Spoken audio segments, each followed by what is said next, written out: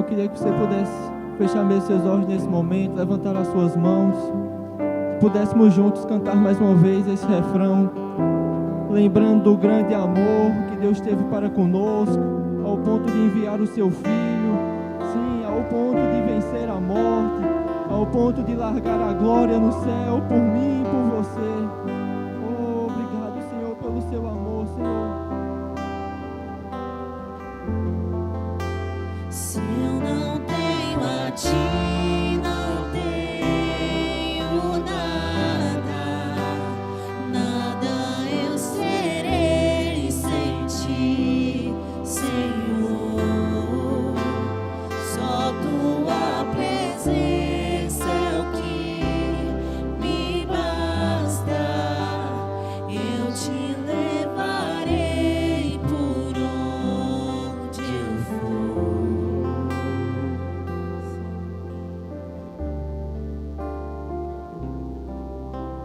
Nós te damos graças, Senhor, por essa noite, pelo seu imenso amor por nós, Senhor.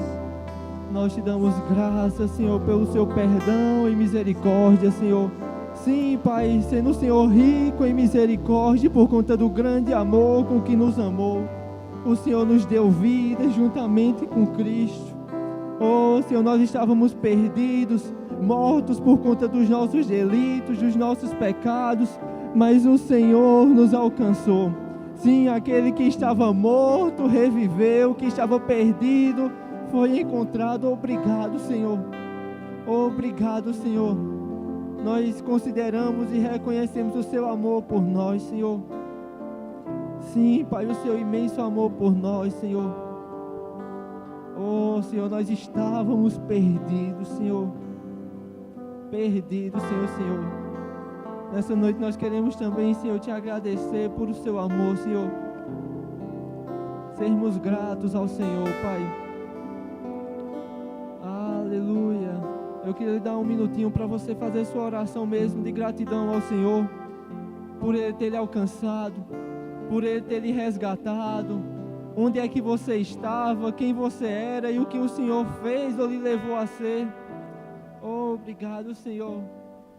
Oh, obrigado, Pai, porque nós estávamos, Pai, sem destino, Senhor. Sim, Pai, a tua palavra diz que nós éramos como ovelhas desgarradas, cada uma ia para o seu caminho, Senhor. Presos no pecado, Senhor, alheios à vida de Deus, sem nem atentar para o Senhor, Pai. Estávamos sem esperança, Senhor. Oh, Senhor, uma vida sem graça, Senhor. Uma vida sem a sua alegria, sem a sua paz, sem a sua presença. Obrigado, Senhor, pelo seu amor. Não queremos esquecer do que o Senhor fez por nós, Senhor. Aleluia, nós te damos graças, Pai, em nome de Jesus. Em nome de Jesus, Senhor, nós queremos que não sairemos da mesma maneira essa noite, por conta da sua palavra, da sua presença. Nós temos expectativas no Senhor, Pai. E nós te agradecemos, Pai, em nome de Jesus. Em nome de Jesus, confiamos no Senhor, Pai, dependemos do Senhor. Aleluia, amém. Você pode sentar. Amém, pessoal, muito obrigado. Pode sentar. Aleluia, glória a Deus. Você está bem? Amém, glória a Deus pelos três que estão bem. Eu creio que daqui para o final todos vamos chegar no bom lugar, amém? Eu queria ler com você lá em Romanos capítulo 8.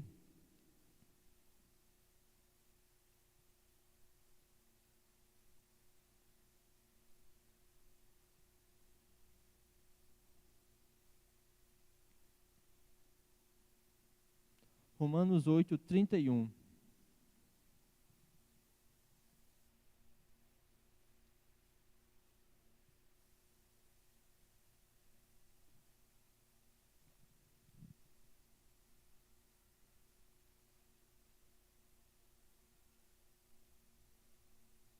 Romanos capítulo 8, no versículo 31.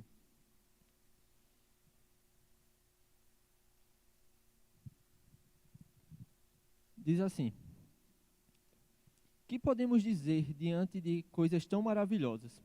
Se Deus é por nós, quem será contra nós? Se Ele não poupou nem mesmo seu próprio Filho, mas o entregou por todos nós, Acaso não nos dará todas as outras coisas? Quem se atreve a acusar os escolhidos de Deus? Ninguém, pois o próprio Deus nos declara justos diante dele. Quem nos condenará então? Ninguém, pois Cristo Jesus morreu e ressuscitou, e está sentado no lugar de honra, à direita de Deus, intercedendo por nós. O que nos separará do amor de Cristo? Serão aflições, ou calamidades, perseguições, ou fome, miséria, perigo, ou ameaças de morte? Como dizem as Escrituras, por causa de ti, enfrentamos a morte todos os dias. Somos como ovelhas levadas para o matadouro. Mas apesar de tudo isso, somos mais que vencedores, por meio daquele que nos amou. E estou convencido de que nem a morte nem a vida, nem anjos nem demônios, nem o que existe hoje, nem o que virá no futuro, nem poderes, nem altura, nem profundidade, nada em toda a criação jamais poderá nos separar do amor de Deus, revelado em Cristo Jesus. Bem, eu li aqui na NVT, eu gosto muito dessa passagem aqui, tem tanta coisa que a gente pode extrair para a nossa vida dessa passagem, mas eu acho interessante porque Paulo ele começa falando desse perdão de Deus, desse Deus que nos aceitou. Quem é que vai acusar a gente se Deus já nos perdoou? Uma vez que o juiz determinou a nossa sentença, não importa quem diga se é culpado ou não, Deus já nos declarou justo. Você consegue me entender?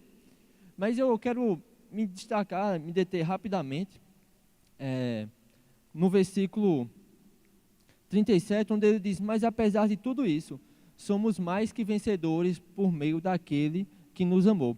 E apesar de não querer focar tanto nesse versículo, nessa noite, ser breve, mas eu acho interessante porque esse é um versículo que muitos de nós conhecemos, amém? Talvez você até encontre em vários lugares. Nós somos mais do que vencedores. E que verdade poderosa e grandiosa, meu irmão.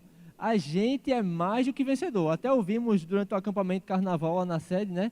Sobre essa verdade que nós vencemos a batalha, que Cristo venceu e nos deu a vitória. A gente é mais do que vencedor. E de fato, o nosso Deus, ele é um Deus vitorioso. O nosso Deus não perde batalhas, é conhecido como o Senhor dos Exércitos. Eu gosto de uma música de Thales Roberto, não foi a memória, que diz que ele diz a força, ele é o Deus Todo-Poderoso, o Deus da força, e contra ele o inimigo não tem força. A guerra é do Senhor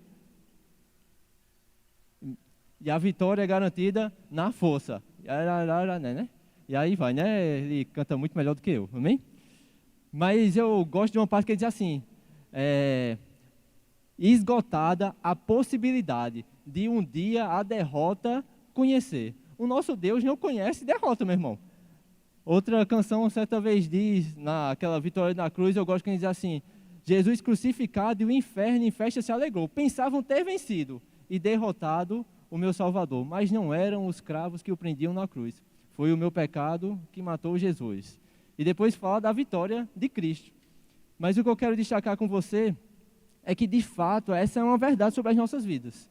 Nós vencemos, nós vencemos o pecado, vencemos a miséria, nós não precisamos andar angustiados com o que comeremos ou o que beberemos, porque o nosso Pai cuida de tudo aquilo que nós precisamos.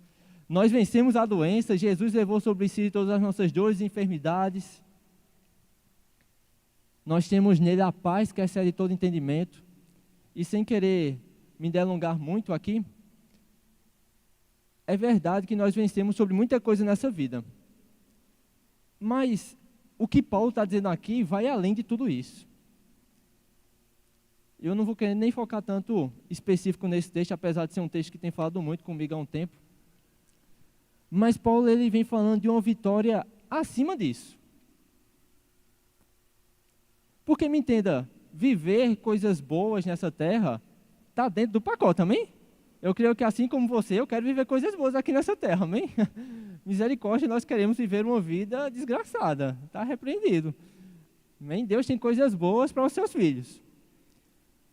Porém, entretanto, todavia, a maior vitória que a gente ganha nessa vida não são as coisas dessa terra. Porque aqui passa. E se a gente for considerar que vencer na vida é só ter o carro do ano, ou só ter a mansão, ou só vencer na vida essas coisas, a gente vai olhar, por exemplo, para o apóstolo Paulo e vai dizer, rapaz, o apóstolo Paulo foi um perdedor. Porque sabe como é que Paulo terminou a sua vida preso, decapitado, sofrendo na prisão, com os outros o abandonando. Que vida, hein? Esse aí venceu na vida. E o que dizer dos outros apóstolos? Mortos a fio de espada. Em Hebreus é interessante que ele diz que alguns rejeitaram até a liberdade. Porque tinham expectativa em usufruir de uma glória maior. Você consegue me entender? Paulo diz que nós somos mais do que vencedores. E aqui, nesse caso, ele está destacando algo bem específico. Esse mais que vencedor é porque nós, independente do que se levante, nada nos separa do amor de Deus. Ei, pode vir pressão, mas isso não nos tira do amor de Deus. Ei, pode nos ameaçar de morte, mas isso não nos tira do amor de Deus. Como está escrito, por amor do Senhor, eu estou sendo entregue à morte todo dia. Mas em todas essas coisas, nós somos mais do que vencedores. Ele diz, porque eu estou convencido de que nem a morte, nem a vida, nem anjos, nem principados, nem as coisas do presente, nem as que virão no futuro, nem altura, profundidade, nem qualquer criação, jamais poderá nos separar do amor de Deus revelado em Cristo, nosso Senhor. E apesar de desejar comentar um pouco mais ainda sobre essa passagem, eu quero trazer isso aqui rápido, só para iniciar algo com vocês, uma conversa sobre... Esses últimos dias eu tenho lido os evangelhos, junto com o pessoal, os adolescentes, e algo que tem me chamado muita atenção nos evangelhos. É que, vez ou outra, Jesus está falando algo e o povo está preocupado com outra coisa.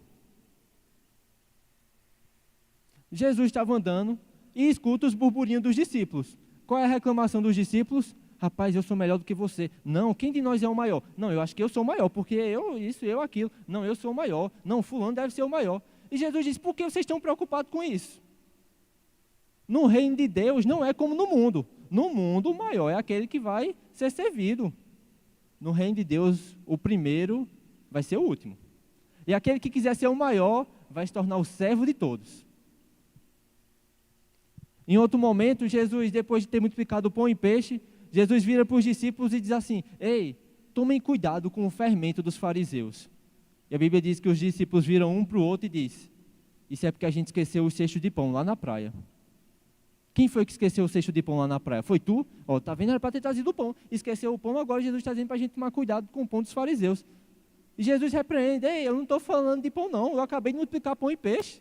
Vocês acham que eu estou preocupado com pão? E aí você vai ver em Mateus dizendo que eles entenderam.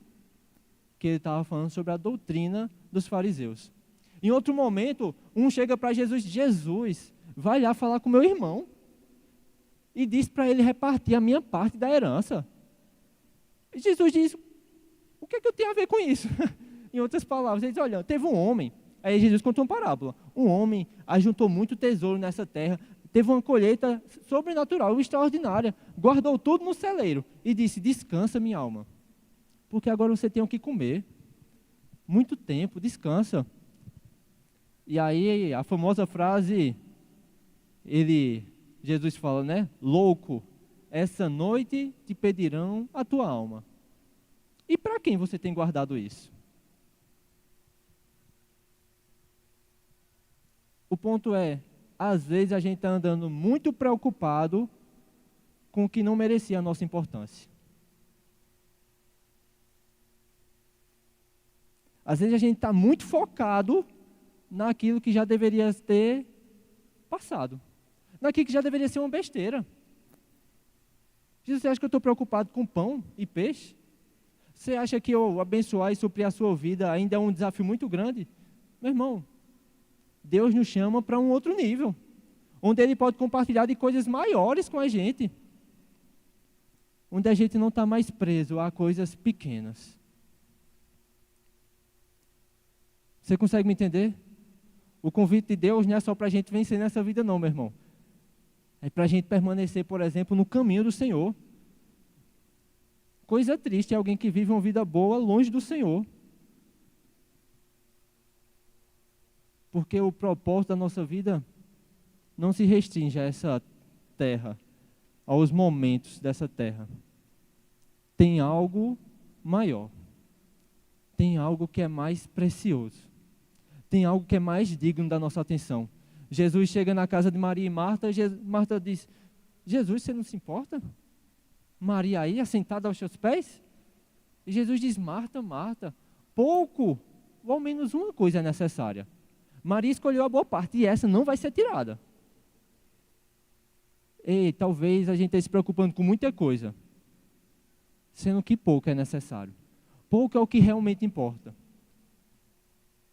Às vezes a gente pode estar até vivendo a nossa vida com o Senhor, preocupados com tantas coisas que não é o que o Senhor quer que a gente se preocupe.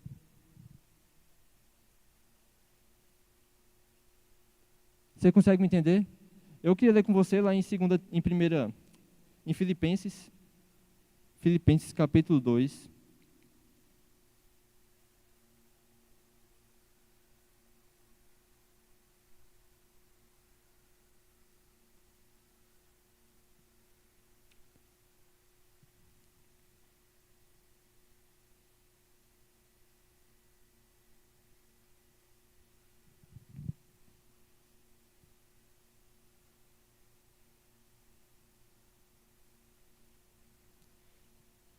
No versículo 19. Filipenses 2, 19. Diz assim: se for da vontade do Senhor Jesus, espero enviar-lhes Timóteo, em breve para visitá-los. Assim ele poderá me animar, contando-me notícia de vocês. Não tenho ninguém que se preocupe sinceramente com o bem-estar de vocês como Timóteo. Todos os outros se preocupam apenas consigo mesmos, e não com o que é importante para Jesus Cristo. Eu amo essa passagem. Porque olha que coisa forte Paulo está dizendo. Paulo está dizendo: eu quero mandar Timóteo, sabe por quê? Os outros se preocupam consigo. Timóteo se preocupa com vocês. Mas tem algo que eu gosto que ele diz no finalzinho que a gente olha no versículo, ele diz: porque os outros se preocupam consigo, mas Timóteo se preocupa com as coisas de Jesus.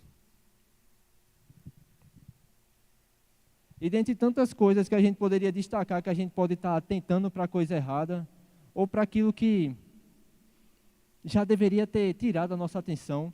Porque me entenda, não é que Deus não se importe, mais uma vez, com essas áreas da nossa vida. Deus quer lhe prosperar, Deus quer lhe curar, Deus quer fazer com que você viva uma vida boa, plena. Mas eu gosto muito quando a gente canta aquela música, Salmo 23 também, de Cíntia Miranda, quando ela diz assim: e o meu cálice você faz transbordar. Para quê? Para eu viver a vida assim, só para você. Jesus disse: os gentios, eles se preocupam com o que vão comer, beber ou vestir. Vocês busquem em primeiro lugar o reino de Deus e a sua justiça. Meu irmão, tem algo mais precioso para a gente se preocupar do que as coisas dessa terra.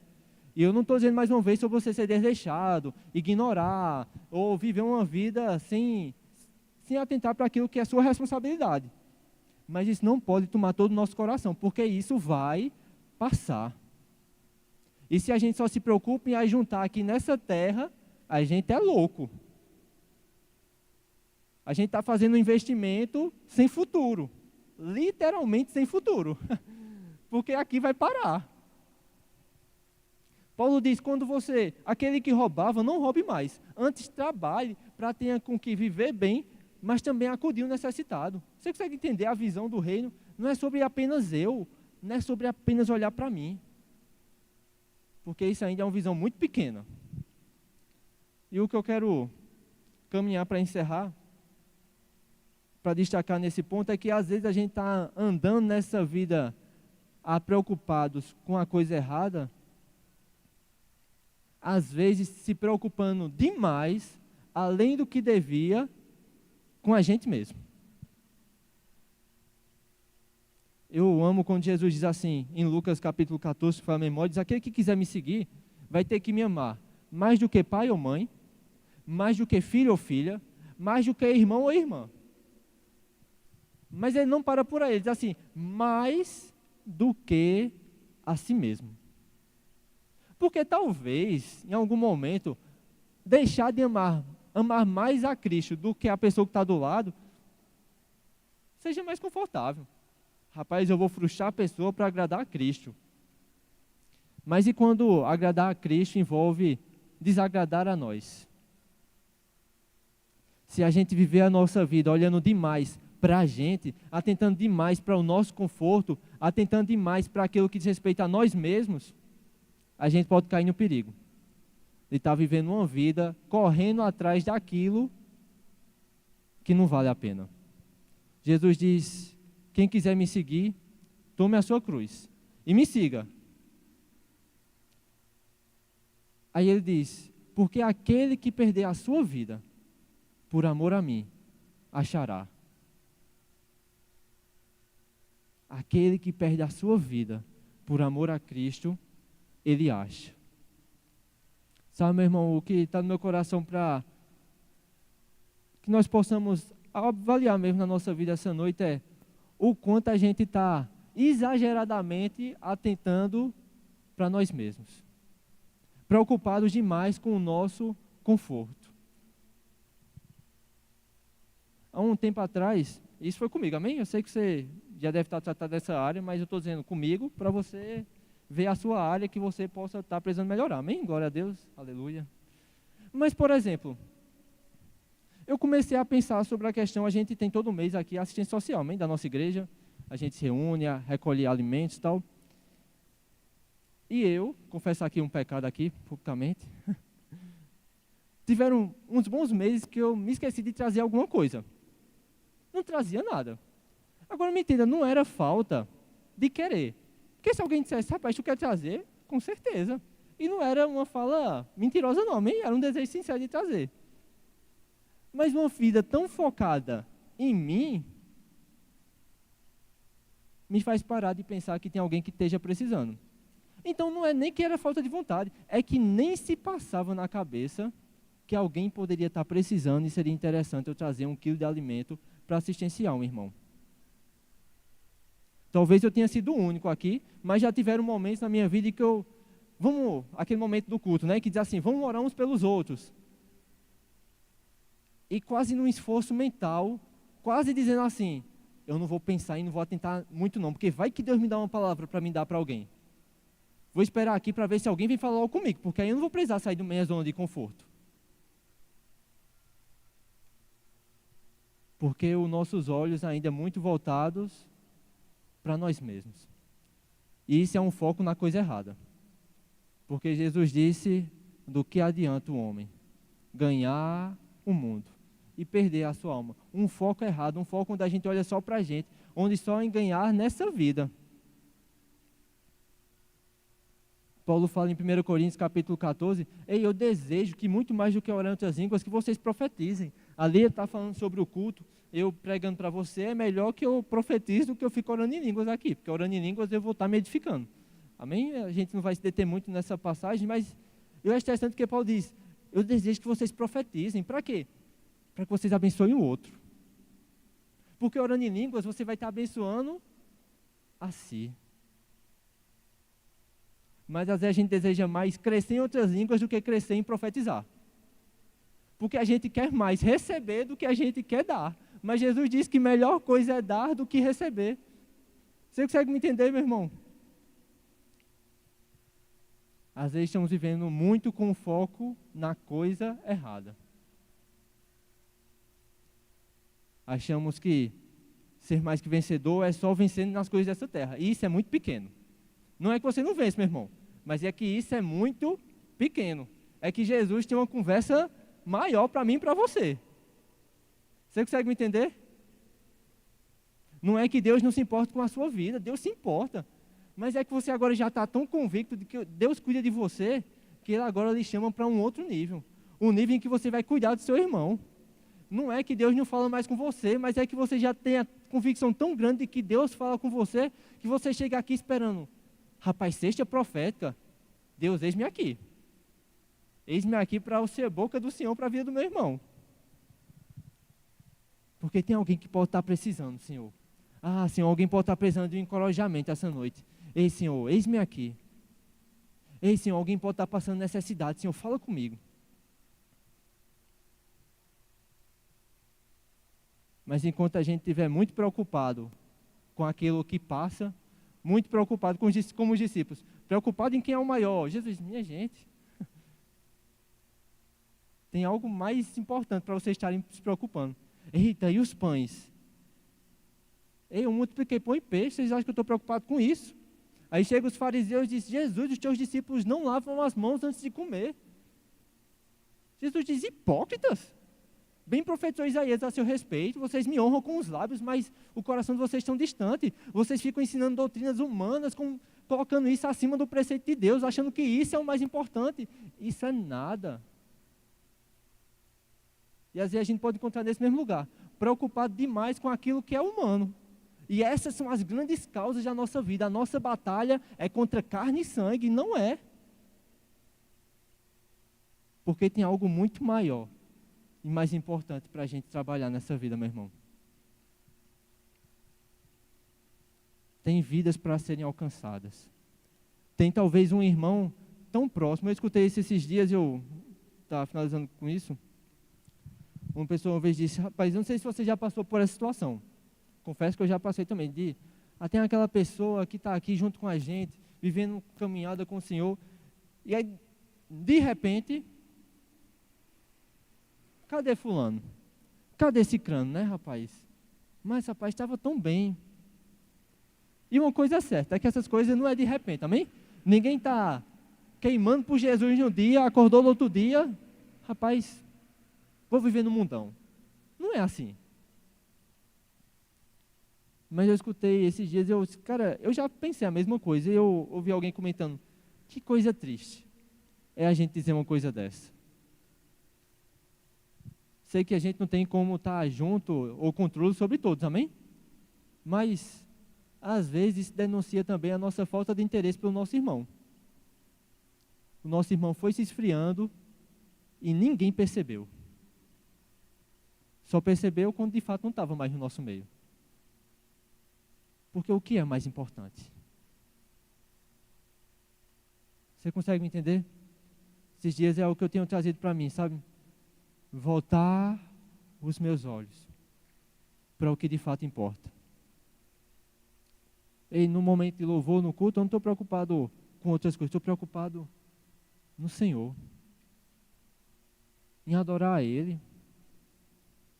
Rapaz, no momento da palavra, eu não sei quantas vezes, não sei você, mas eu já me encontrei no culto, no momento da palavra, como aquele que está aqui só para avaliar se a pregação está indo com a palavra ou não.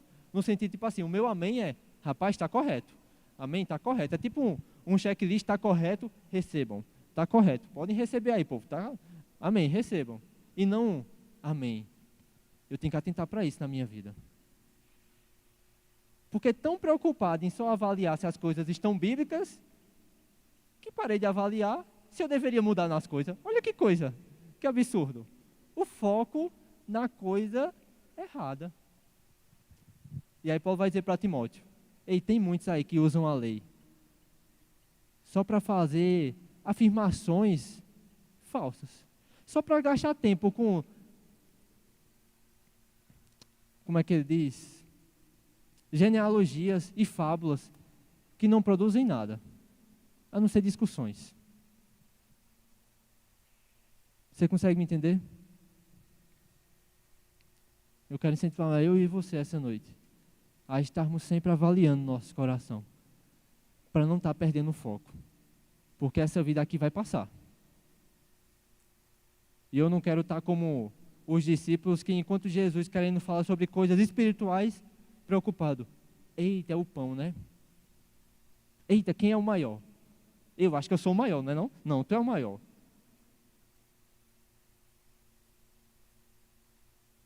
Eita, rapaz, posso dizer a minha alma, descansa. Porque você já tem abundância. Esse é o meu descanso? Não, tem algo maior. Rapaz, eu glória a Deus pelas bênçãos dessa vida. Mas muito maior é saber que, ainda que o diabo se levante, ainda que o mundo se levante, nada vai me separar desse amor de Cristo. Pode se levantar um anjo, pode se levantar um demônio, pode vir agora alguém hoje, pode vir alguma coisa que surja no futuro. Nada, eu não permito que nada me separe desse amor, porque todo o resto é nada. Você consegue me entender? Eu queria rapidamente pedir para você se levantar, antes de chamar aquele do qual eu não sou digno de desatar o seu cadastro, tendo em vista que hoje não se anda muito mais de sandálias com correias. Eu queria orar com você. Eu queria que você pudesse, nesse momento, colocar o seu coração diante do Senhor. Talvez colocar aquilo que tem chamado a sua atenção nesses últimos dias. Sabe, se você se encontra e diz assim, eu estou atentando para a coisa certa. Então persevera nisso. Coloca esse seu coração diante do Senhor. E diz mesmo, Senhor, tem algo que eu não estou percebendo?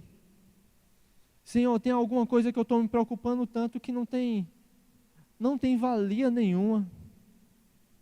Senhor, nós nos colocamos diante do Senhor, Pai. Nós queremos ser, Senhor, como Timóteo, Senhor, que se preocupava com as suas causas, Senhor. Não queremos estar, Senhor, tão envolvidos com as coisas dessa terra, Senhor, que passe desapercebido de nós, Senhor, aquilo que é importante para o Senhor, Pai. Nós não estamos aqui para viver para nós mesmos, Senhor.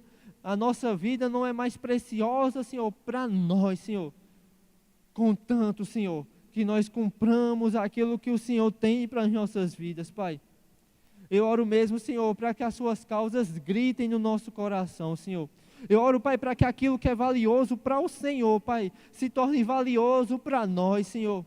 Sim, Senhor, que não percamos tempo com aquilo que não vale de nada, Senhor. Com aquilo que não tem valor algum, Pai. Mas que possamos ter o nosso coração voltado, Senhor, para aquilo que de fato é precioso, Pai. Em nome de Jesus, Pai, nós consagramos os nossos corações, Pai, os nossos olhos, o nosso ouvido, Senhor.